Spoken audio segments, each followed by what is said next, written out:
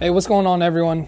Today I got a big one for you. What I have right here is the brand new Robskii Fabrication Carbon C1 chassis kit. This video is going live at the exact time that this chassis gets released. So Robskii held off on releasing this kit until you could see it fully unboxed, built, and driven, so you can decide for yourself if this is the right foundation for your next build. So we're gonna go through everything from unboxing to the materials, design, a full build, and some on-course performance. Round this out with giving you my final thoughts, and we'll close out this video. I'm really excited for this one, guys.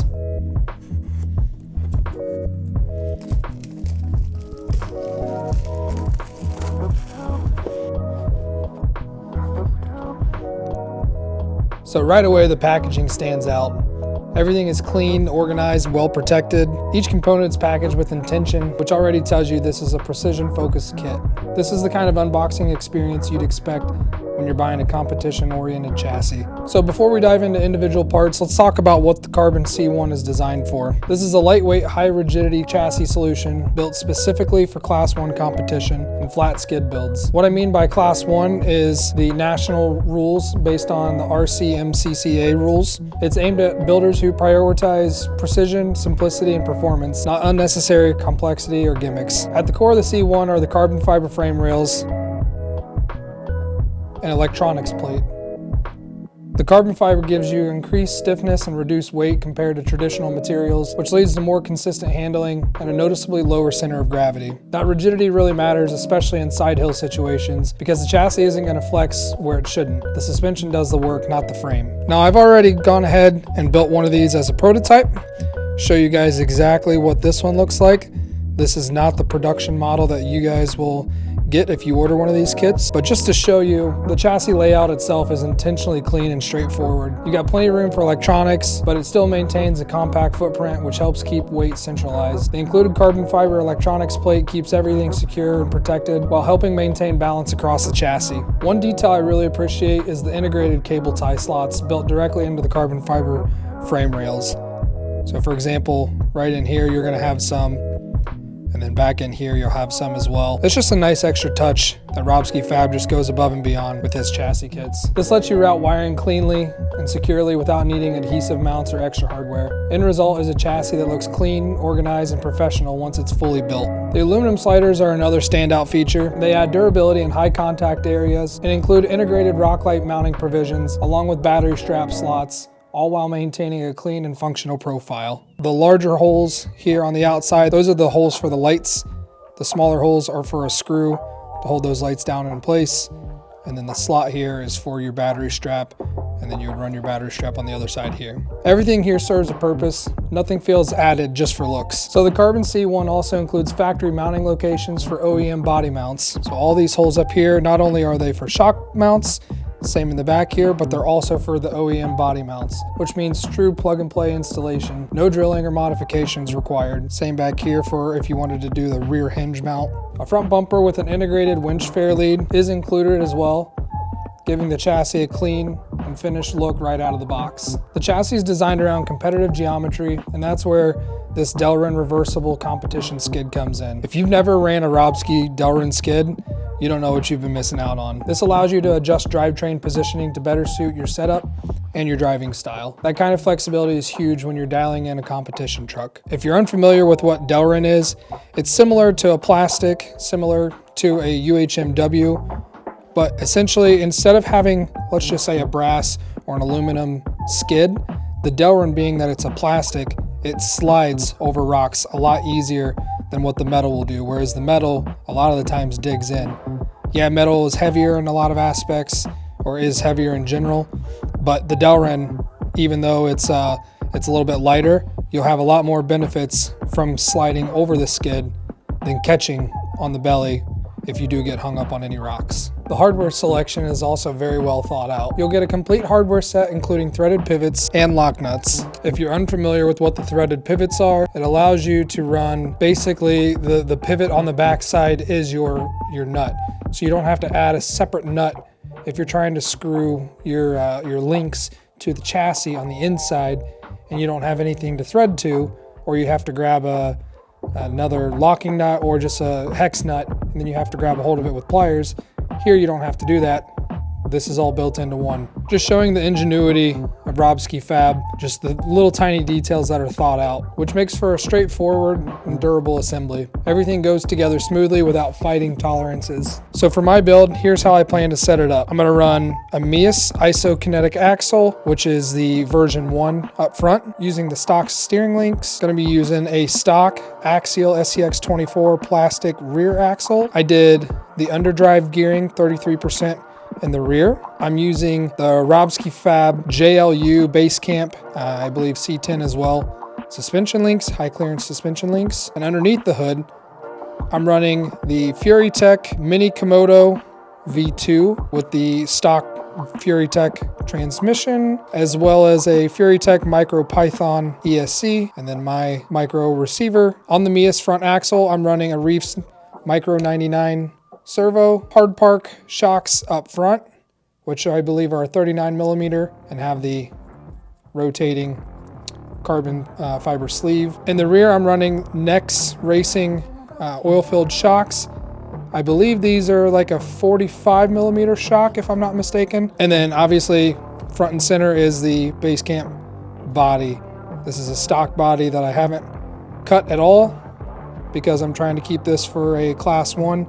So I may have to do a little bit of trimming just to get some tire clearances, but be cautious with class 1 for the national rules if that's what you're trying to go with. There's specific rules based on what you have to have for tire coverage. I'm running Proline Hyrax tires, which are wrapped around Robskii Fab 1-inch carbon fiber dual offset wheels. I'm running them on the narrow setup, and that's my plan for this build. Like I said, this is a prototype version. I'm gonna swap everything over and show you guys exactly what that looks like after it's all assembled, but it should look very, very similar to what we got here. Now, although I did mention that I'm running the JLU base camp suspension underneath of here. This carbon C1 chassis supports wheelbases from 132 to 155 millimeters. So there's a lot of flexibility depending on how you want to configure your build. And then we'll meet back here on the bench.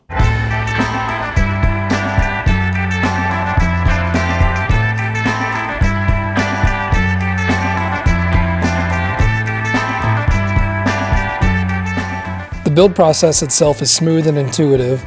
Everything lines up, hardware fits properly, and nothing feels forced. You can tell this chassis was designed by someone who actually builds and runs these trucks.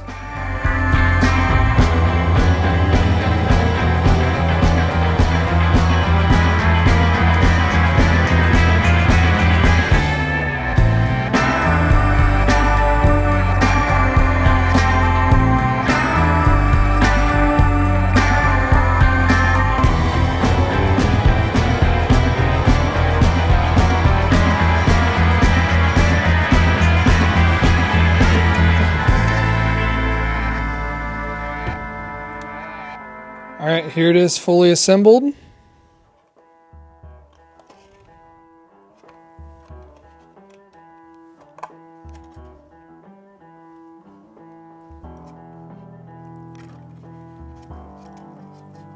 Now, something I'll note real fast here is that I'm using the rear body hinge for the base camp.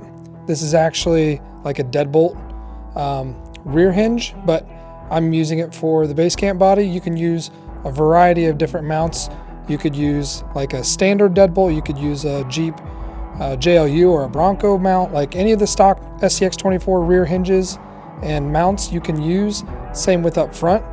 I ended up making a custom mount up front because I already had this body laying around and it had the body hole through it. I use these little custom nuts that I make to secure it super quick and easy. If you want to do magnets up front, you can do magnets. There's a variety of different ways you can mount your body.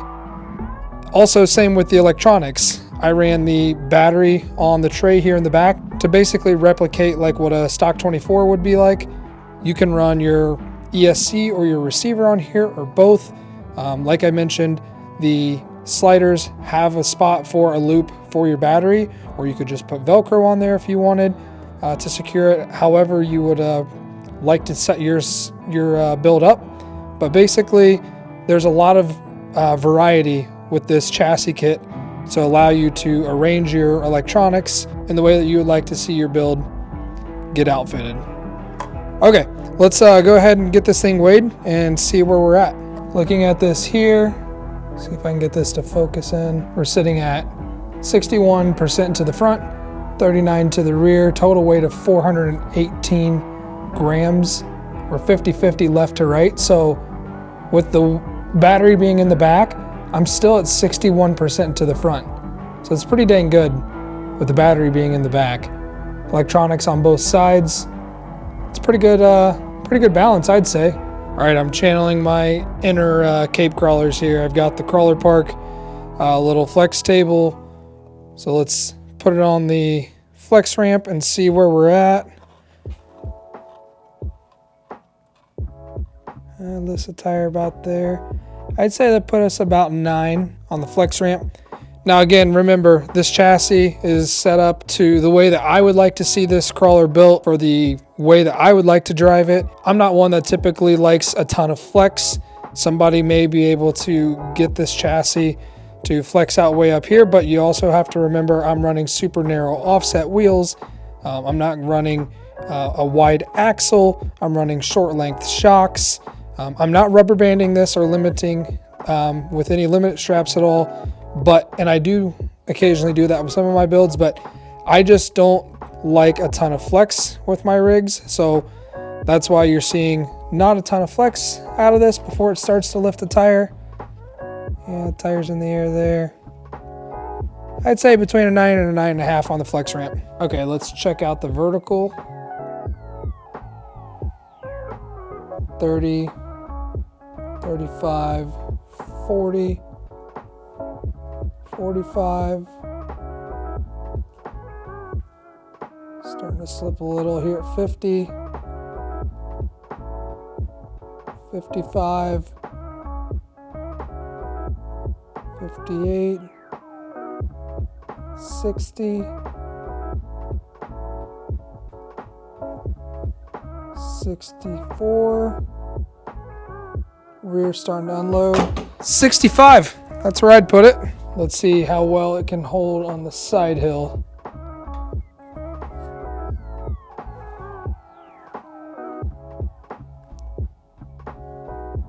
$25, 30, 35, 40,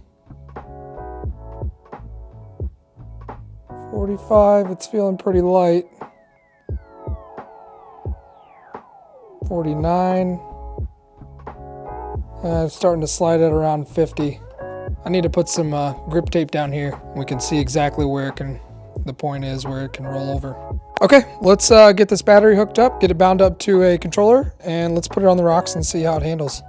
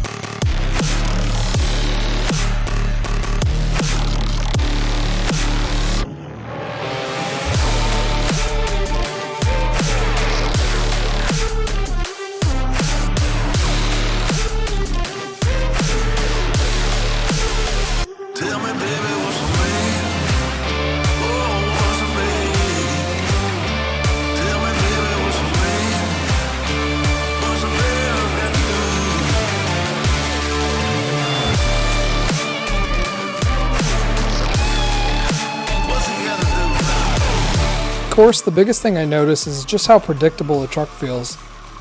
Low center of gravity and rigid chassis just really work together here. This thing just wants to stay composed even when you're pushing it.